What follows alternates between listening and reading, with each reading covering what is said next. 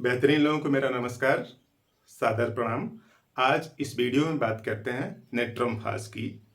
Natrum फास एक biochemic salt है जो कि 12 टिश्यू के अंतर्गत आता है। अगर हम लोग ये समझ लें कि नेट्रम फास शरीर में करता क्या है, तब आसानी से हम लोग इसका यूज कर पाएंगे कि किन किन अवस्थाओं में नेट्रम फास को देना चाहिए। तो देखिए, जो नेट्रम फास है उसका फार्मूला कुछ इस तरह से है, Na2HPO4.12H2O है। यही है नेट्रम फास, एक साल्ट है। शरीर में 3 महत्वपूर्ण रोल प्ले करता है। देयर आर 3 फंक्शन, 3 काम हैं इसके। और पहला काम कुछ इस तरह से है कि शरीर में जो लैक्टिक एसिड बनता है, उसको तोड़ देता है कार्बोनिक एसिड में,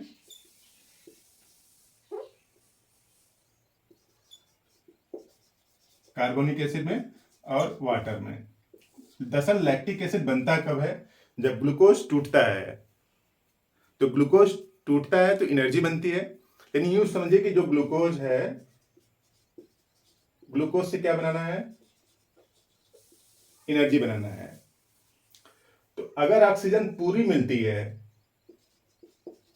ऑक्सीजन जितना चाहिए, अगर उतना ऑक्सीजन सप्लाई होती है तो टोटल का टोटल एनर्जी बन जाता है। और ऑक्सीजन अगर कम है, यानी लेस ऑक्सीजन है, ऑक्सीजन अगर कम है तो लैक्टिक एसिड बन जाता है। यानी ग्लूकोज जब टूटेगा तो सफिशिएंट ऑक्सीजन है,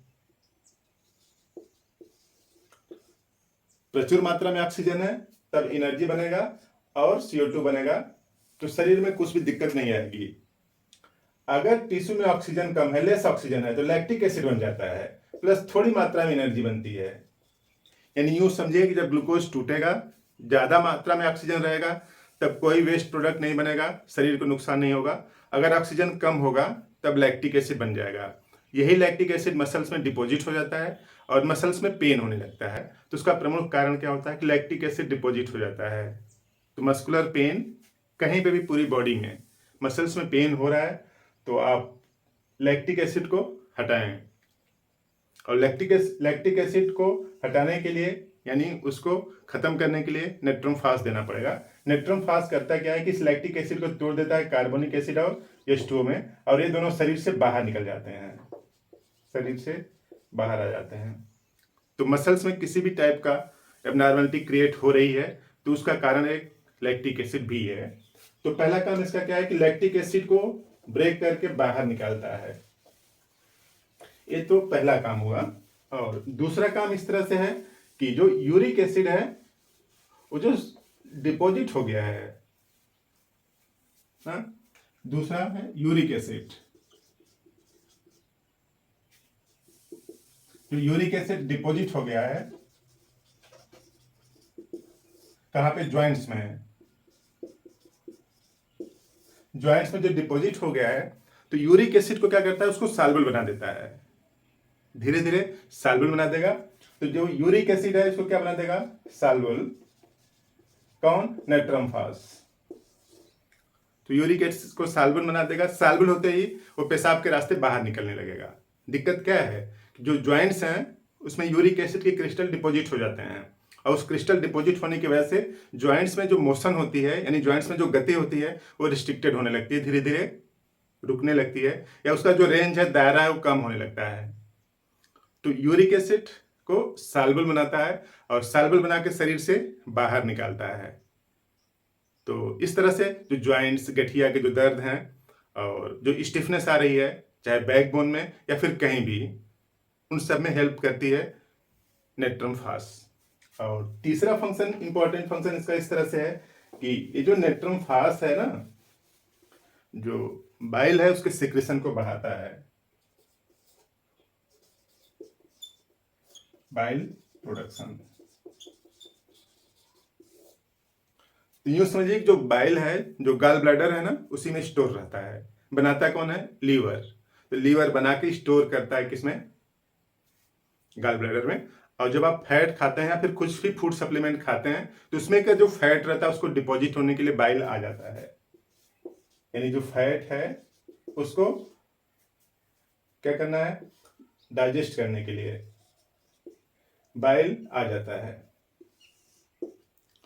और अगर ये बाइल नहीं आएगा, फैट को डाइजेस्ट करने नहीं आएगा, तब होगा क्या कि ये जो बाइल है ना उसी गाल ब्लैडर में ही रहेगा, और गाल ब्लैडर में रहेगा तो रुका रहेगा, तो वहां पे क्या करेगा, साल्ट स्टोन बनाएगा। तो बाइल के प्रोडक्शन को, यानी जो बाइल निकल के आता है उसको इनहेंस करता है, यानी यूं समझिए कि जो गाल ब्लैडर है उसकी एक्टिविटी को बढ़ाता है ताकि पूरा का पूरा बाइल निकल के आ जाए। बाइल रुकने से, रुकेगा अगर तो गाल ब्लैडर में स्टोन तो बनेगा ही बनेगा, उसके साथ साथ जांडिस, ऑब्स्ट्रक्टिव जांडिस जैसी समस्या उत्पन्न हो सकती है। तो गाल ब्लैडर के स्टोन को, जांडिस को, इन सब समस्याओं से भी नेट्रम फास मुक्ति दिलाता है। इस तरह से नेट्रम फास के 3 इंपॉर्टेंट फंक्शन हैं, और इसी को, यानी ये जो यहाँ पे लिखे हैं 3, इनहेंस करने के लिए आप नेट्रम फास का यूज करें। नेट्रम फास बायोकेमिक साल्ट है तो इसको 3x पावर में यूज करें, 3x या 6x जो भी मिल जाए उसी को यूज करें, और सीक्वेंस में बढ़ते जाएं। अगर मान लीजिए आपने 3x यूज किया, तब उसके बाद 6x यूज करें, या उसके बाद 12x, या उसके बाद 30x, इस तरह से। उसके बाद 200x भी आता है।